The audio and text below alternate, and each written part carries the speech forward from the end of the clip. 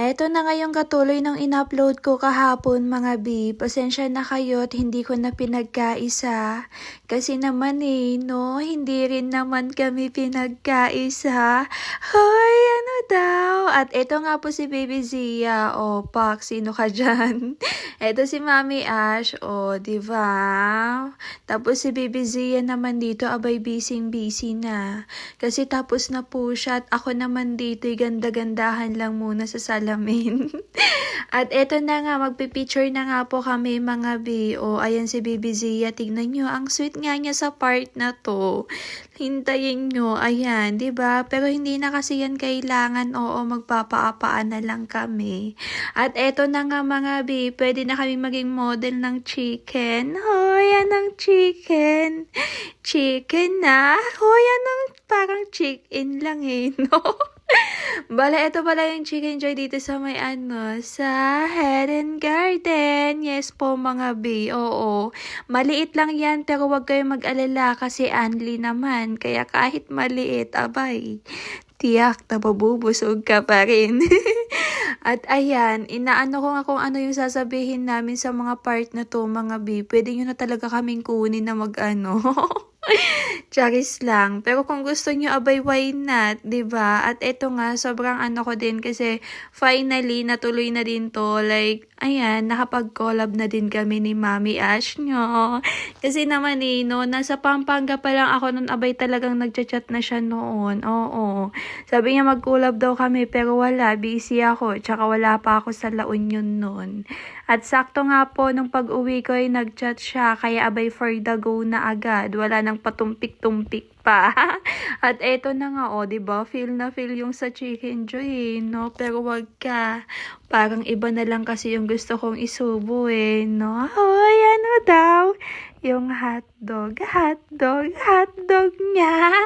Charot lang mga B. Oo, ayan.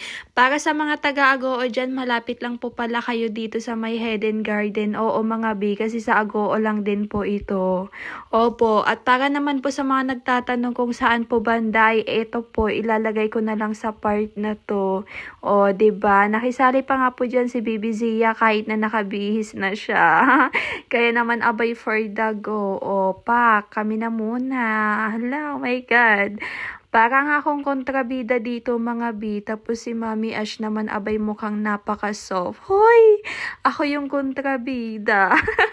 Paawat ka, sige ay laban ko, Pak, sino ka dyan? Sinasabi nga nila na parang kamukha ko daw si Maha Salvador, pero wag kayo kasi mukha lang. Hay, ano daw? I mean, parang lang. Kasi yan layo, B, pero yung sinasabi nila no? Lalo na yung in-upload ni Maha Salvador nga, yung sa Keratin, yung in-upload nila doon na niya, yung naka-block din siya doon.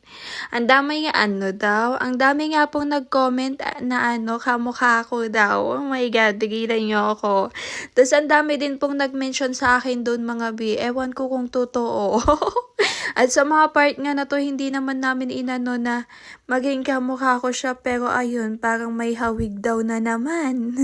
Totoo ba? Yung totoo kasi. Tapos ayun, kakain na nga po kami at ayan, napaano na muna ako sa gilid kasi naman abay ako'y pinagpapawisan na B. Ako'y napagod kasi naman pinagod ako ng isa dyan. At eto na nga, bago nga po kami kumain, ayan, marami pa kaming kaimehan. Hoy, anong kaimehan? Diba? For the click na nga po muna kami dyan, picture-picture lang, tapos video, diba? Bago kumain, diba? Parang ikaw lang, pag sinusuyo mo muna bago kainin, charot. Hindi, bago ipakain. Hoy, anong ipakain? At eto na nga yung unli nila mga Be Good for 450 lang yan. Oo, mapapa-unli ka na talaga. At ayan, habang nakain nga po kami, may sabi nga po ni ate, may gusto daw magpa-picture, kaya ayan, nag-picture na kami. Tapos ayun, after nga po namin kumain, eto naman may biglang dumating. Hoy, ba? Tapos familiar nga po sa akin yung isa doon. Tapos yung isa naman doon, sabi niya nakausap ko daw siya before. Abay talaga ba? Pero hindi ko na matandaan mga B. Oo, totoo. At sa mga part nga po na ito, ayan, pauwi na ako, 'di ba? Hinatid po nila ako dito mga B. Kasi nga po ginabi na kami, abay talaga naman, ayan si Bibi Zia. Anong oras na pero gising na gising pa rin. O talagang hinatid ako dito sa barangay namin. Opo, kaya thank you so much po.